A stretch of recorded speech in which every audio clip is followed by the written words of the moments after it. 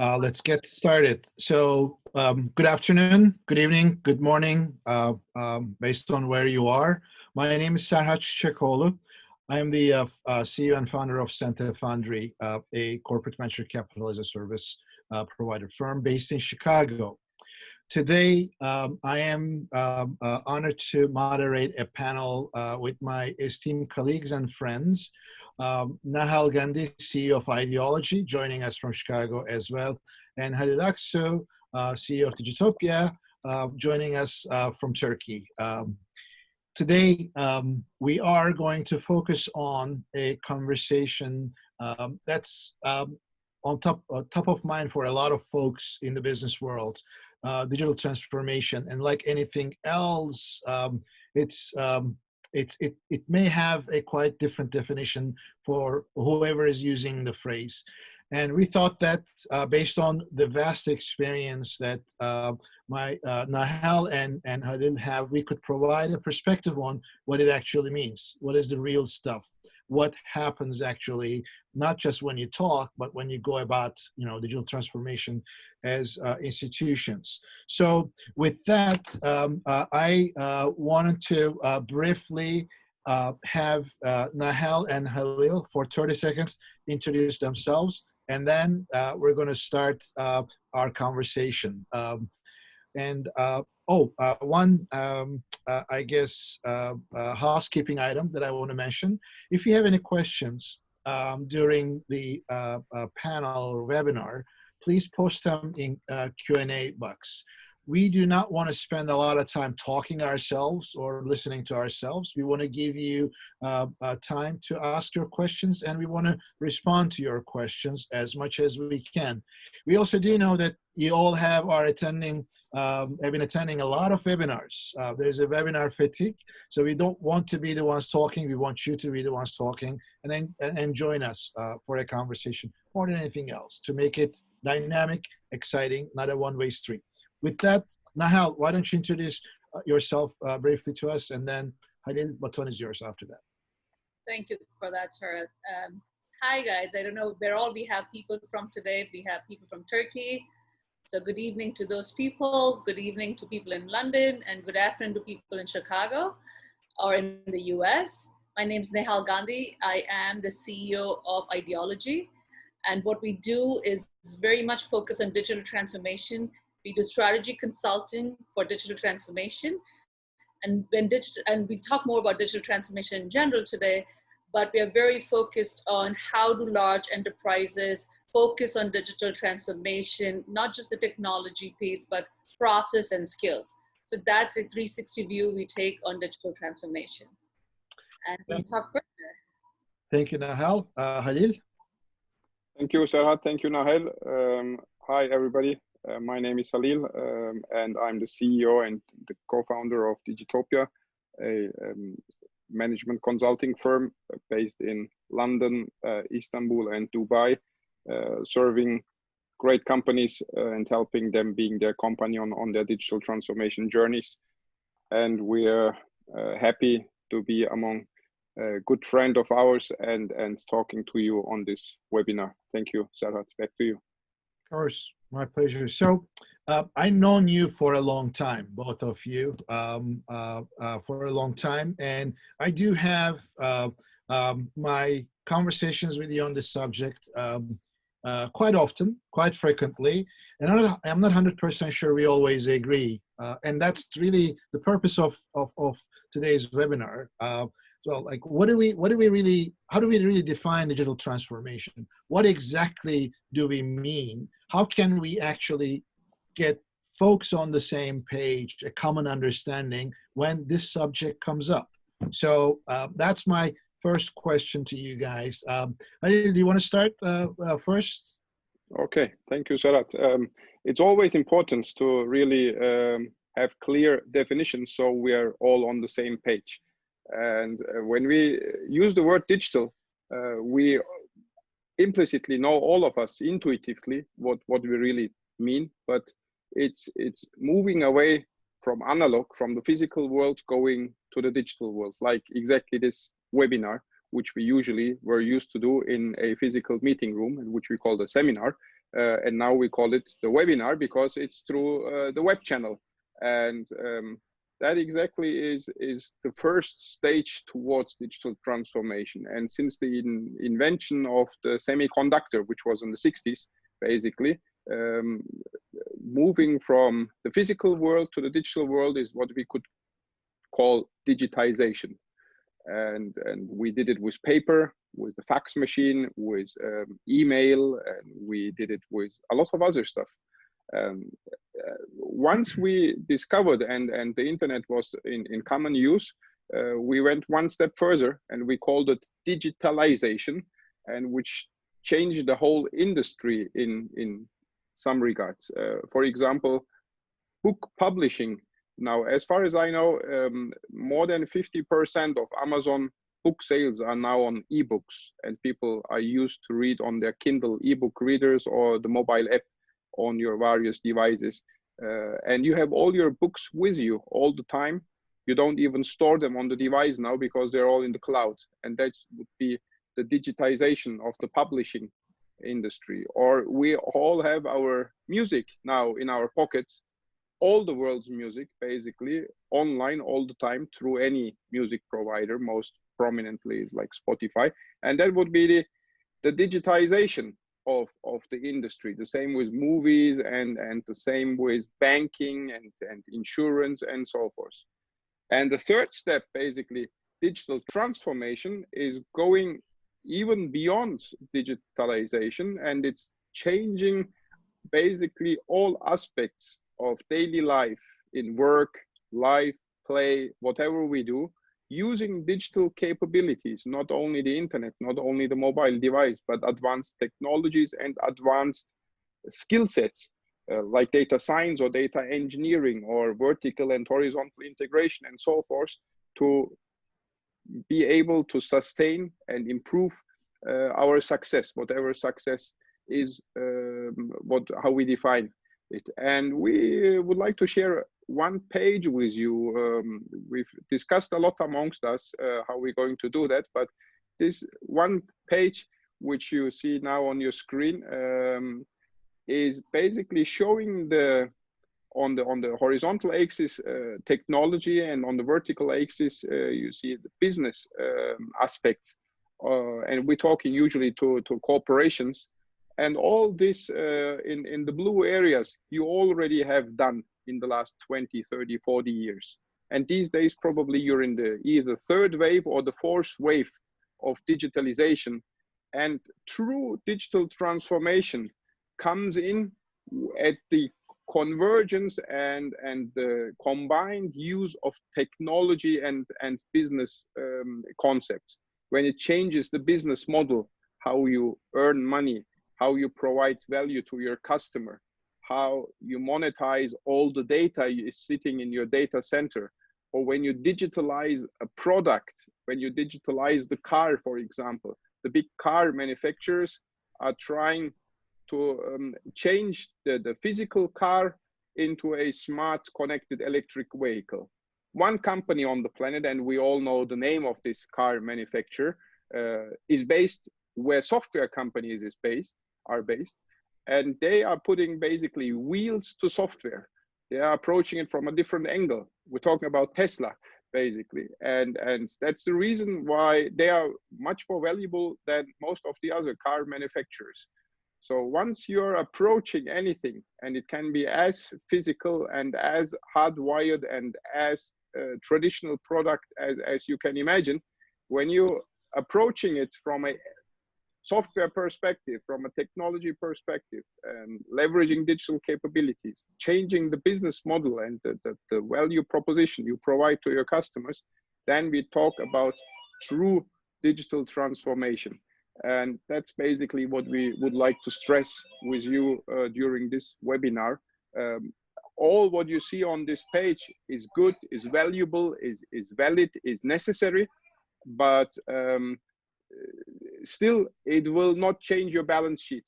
Once you move into this fifth wave, then we're talking about changing the balance sheet, and we're talking about changing the way you earn money and you provide value to your customers. And that's what we call the true digital transformation. Nahel, I'm sure you would like to add a lot to this. Yeah, I think you covered a lot of basics, Khalil, on what digital transformation is, what true digital transformation is, right?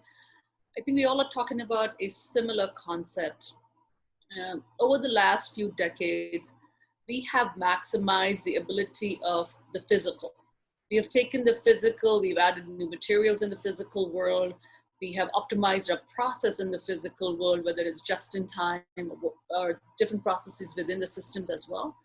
Now we're looking at how do we go beyond this? How do we take and optimize beyond the physical ability of any product or any asset? And then we add the cyber ability to it.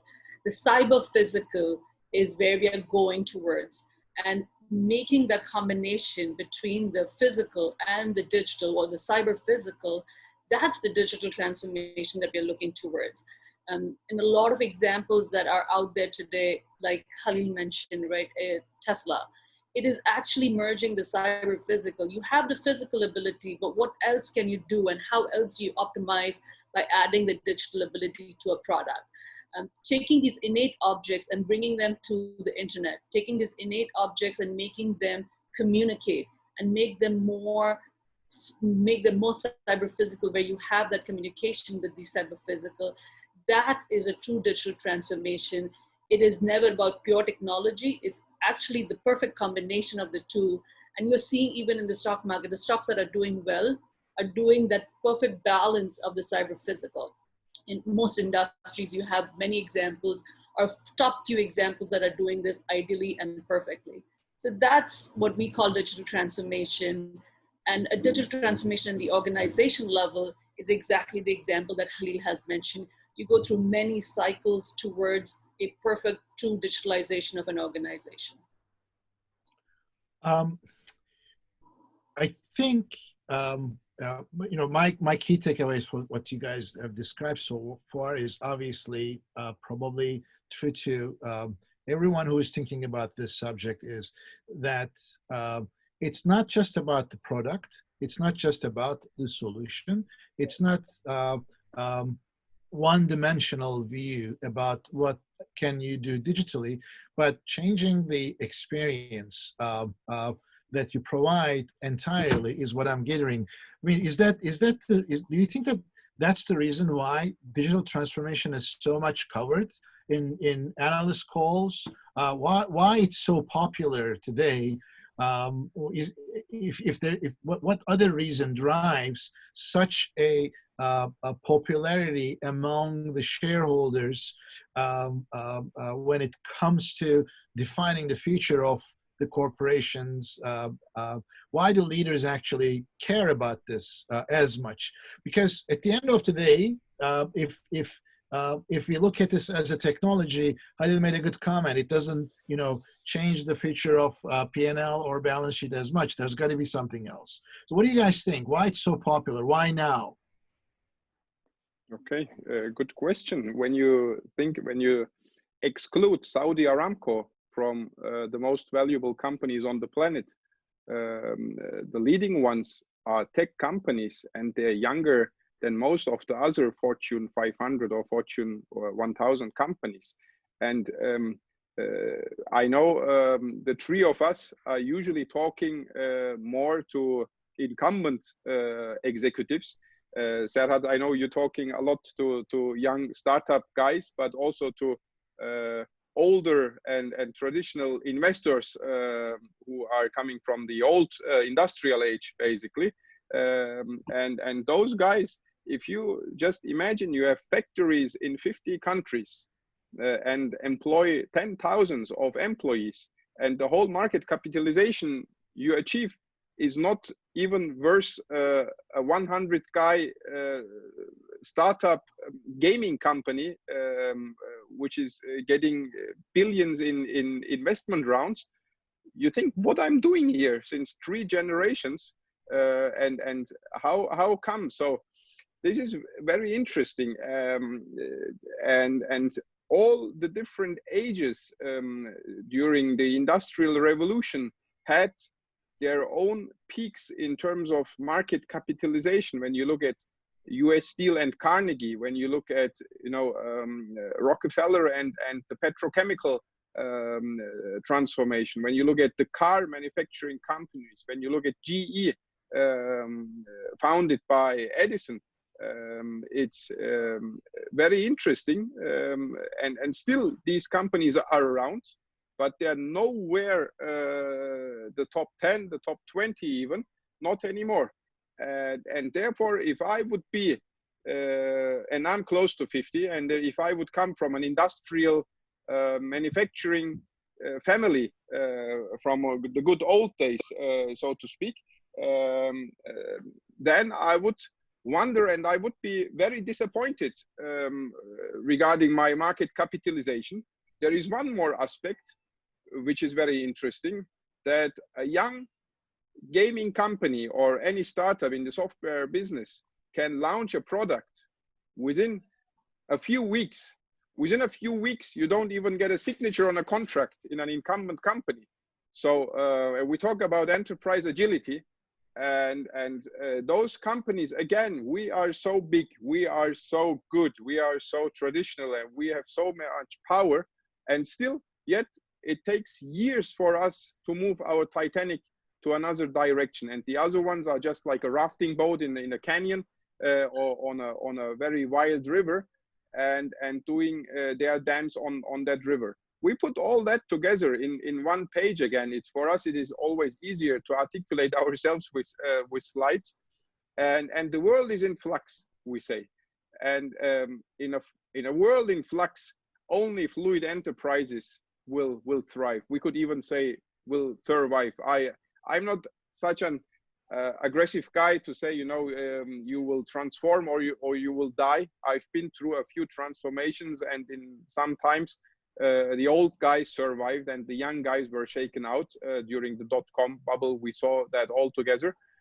So I'm not so aggressive to say either you will transform or you will die, but still it's for the second half of this century, probably, even the Googles and the Facebooks will be very old-fashioned companies, and we will talk about other companies' names.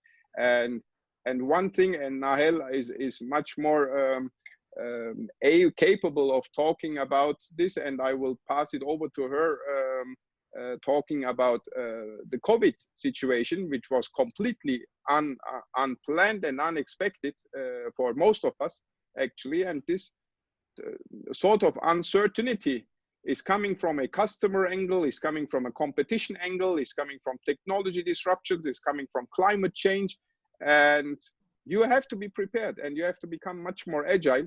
And therefore, your business has to digitalize somehow and quite rapidly if you want to still be competitive and be able to compete against startups, other industries. And since industries are converging now with each other, you have to be able to compete in new areas which you were never aware of until yesterday. And I'm sure Nahel has much more to speak about this. Thank you, Serhat, for this excellent question. Great conversations, Halil. So why is it relevant now? Why is digital transformation become so important and relevant? Why is every CEO, Wall Street person, CNBC talking about digital transformation so much and so relevant, especially coming to 2020? Prior to 2020, everybody was still talking digital transformation. Like I mentioned earlier, right? It is optimizing beyond the physical. And everybody wants to optimize their business for the bottom lines, for making their products more customer relevant. It's a world we live in where everybody wants to have a digital experience. No one wants to go to a bank. Everybody wants it on their phone.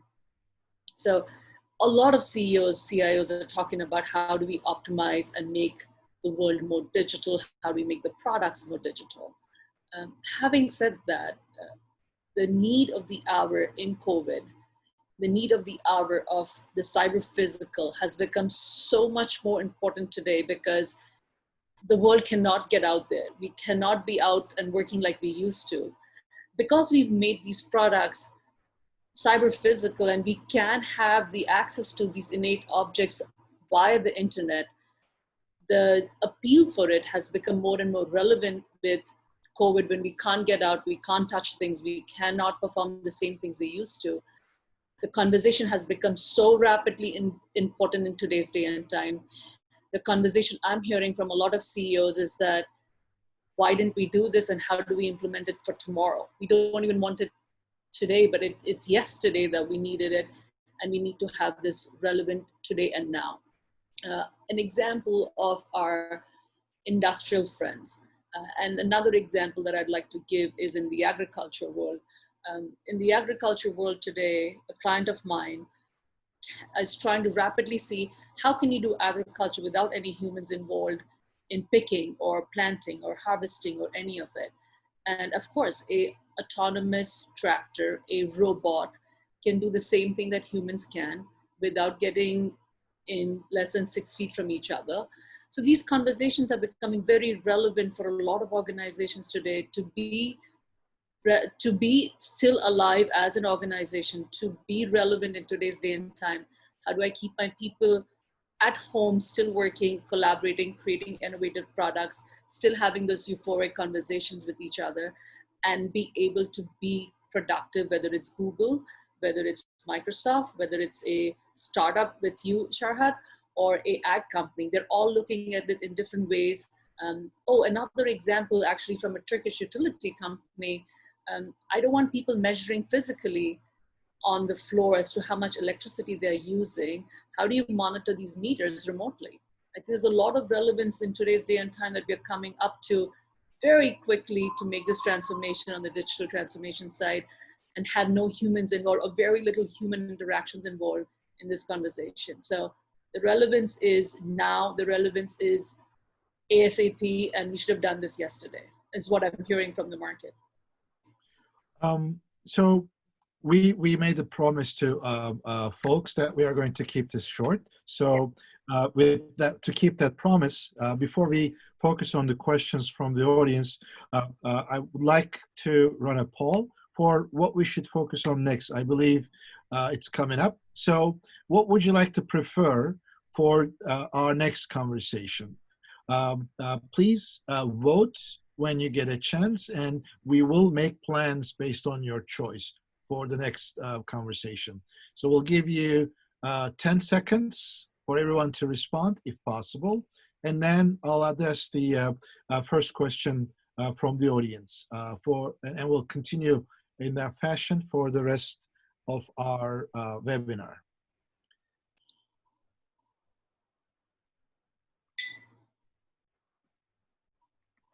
I like the slide, how the world is in a flux. And I also like it because it's going to remain in flux, I think, for a long time to come. All right, so let me go ahead and start with the first question. And folks who are following us live, please submit any questions that you may have in Q&A, and we'll use the remaining 8-10 minutes to do that, and then we'll wrap it up after that. So the first question, I think, is very much related to what you just spoke about.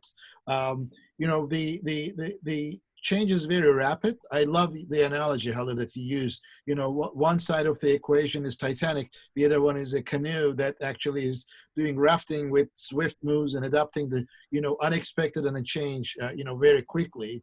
And it's in a survival mode, which is what most startups are. But I think there's a mutually beneficial, you know, zone that where, you know, some of the things that corporates can benefit vastly from by working with startups, and vice versa. There are certain things that you know, startups can benefit from by working with corporations properly. In this world in flux, how do you see startups playing a role to accelerate the digital transformation of the corporations for a sustainable economic value creation in the long run? Is this something that should be part of their recipe so that they can actually address the challenges that you both very elegantly described?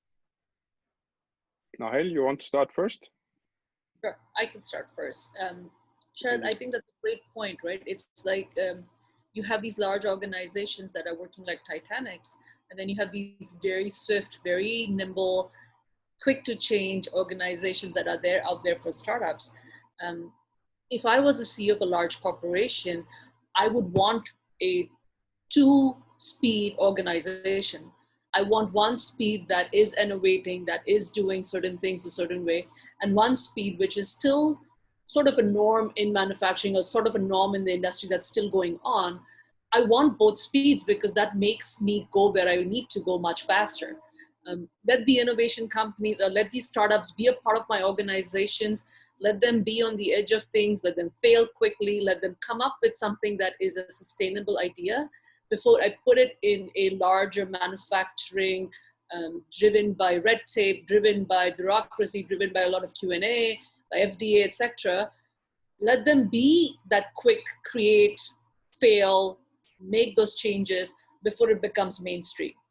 So I want a both speed organization. And if I was a CEO, I would ideally live in both the worlds because I think the hybrid makes the most sense. And it's not an either or conversation, it's an and conversation for me.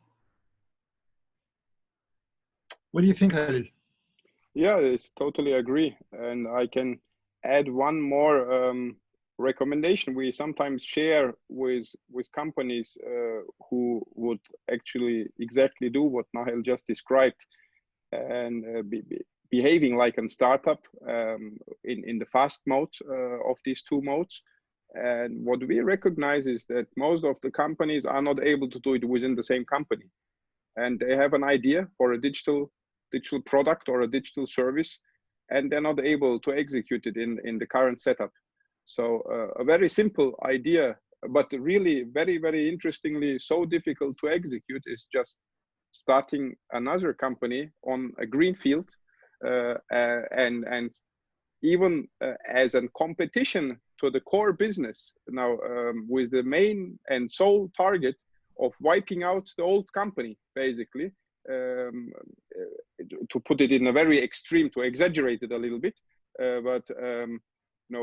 If you have an idea in your business that's worthwhile pursuing and is pure digital or needs to be born digital, you can't do it within the same company. You should take the team outside of the company physically and legally and do that outside of the company. And they're just copying what other startups are doing is a very good way. And even collaborating with startups or even buying startups was what some banks or other manufacturing companies have done in the Valley and in other places. I know Serhat has tons of stories on this. And that's the way how you buy that fast mode, that agile mode, and the very innovative ideas. Because interestingly, although and despite those incumbent companies are hugely successful in their current business, market leaders dominating worldwide, whatever they are doing in manufacturing, logistics, or agriculture, or whatsoever, but not able to innovate. So, and it will continue to be almost impossible in their current setup. But if they are able to put that team outside the company and give them the ability to do what they are supposed to do, then the chances that they are able to succeed or execute that idea are much higher. And Serhat, I'm sure you have a few examples for those kind of companies. I do, and one of the things that actually I think is very relevant to our title today, the real stuff, is the people aspect of it. So in the interest of time, I want you to touch upon maybe 30 seconds briefly. What do you feel like, the best way or the right way to go about digital transformation, but considering the real stuff being, in my view, the people. That's really the true real aspect of digital transformation. And what are your thoughts very briefly on this matter? Nahal, we'll start with you. Okay. I think digital transformation without people is a lost cause. I think digital transformation is not about technology in the first place. Technology is a tool set. Technology is something that you have in your toolbox to utilize, but it is most importantly about the people, the culture and the kind of environment you create for these people to be there, right? So I think it fails without the right people across the board. And when I talk across the board, is the board level, the C-suite, the people on the ground that are thinking, that are doing, that are participating in this. The way you think, it's the most important part of the digital transformation. If you are one of those organizations that truly believes that you're invincible and everything you've done in the past 100 years is going to be the way you're going to be doing in the future, there is no amount of technology that can move the needle in your organization. So people and their beliefs and their culture is the starting point of any digital transformation before you go towards technology or any other conversations that you may have. So having the right people at the helm of this, having the right people actually doing the work, actually having the vision, actually having the desire is the most crucial part of the digital transformation, in my opinion. Thank you. What do you think, Halil? Very well said. I can just add two gurus we are using in our work. The first one is Peter Drucker. We all know is basically the biggest and most influential management consultant of all time. And he said famously, culture eats strategy for breakfast. So I totally agree with Nahel that changing, transforming the culture is essential, is crucial. And that's so easy said, but so hard and so difficult done. And it requires a few very basic ingredients. And another famous Harvard Business School professor has a book on this. John Kotter is with the Leading Change textbook on this. Is saying basically, and he calls it the sense of urgency, right? And he has a book on that single topic as well. But that's the most pressing issue, that the board and the top level management needs to truly believe in the need for transformation. And that's what they call sense of urgency. You know, that famous example of the burning platform. So the carrot and stick and whatever you do, but there is a sense of urgency. As we said just a few minutes ago, we don't want to say transform or die, but it's really about staying competitive and outperforming your competition, basically. And as Nahel just mentioned, it requires what Kotter calls the guiding coalition. So the upper management must be in consensus. They must be in agreement. They can have some different priorities, but they have to have a basic understanding and a common agreement on why and how and what to transform.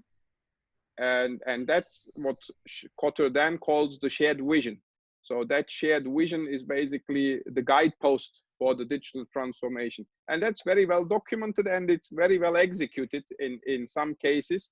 We have a lot of experience and are able to help companies in assessing their culture, assessing also where they are from a digital transformation and digital maturity perspective, and then helping them to define the target and to pave the way to that target, which usually is called the roadmap, actually. So, but those two guys are kind of one still alive, thanks God, the other one rest in peace. But that's really still valid and still very influential, at least for our thinking.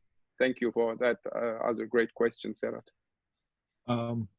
My pleasure. Well, that is a wrap for us. So I do apologize. We passed about 4 minutes, but next time I'll do a better job and we'll stick to half an hour. To those of you who attended today, we thank you for your participation, and we will announce the next webinar time shortly. And what we would like to see is, come back and join the conversation with us. As I said, we'll keep it short next time. I want to thank Nahel and Halil for joining me, and I hope that you all have a safe day wherever you are, and enjoy whatever is left for your day. Take care, guys. Bye-bye. Thank you all, and we'll be in touch. Take care. Bye.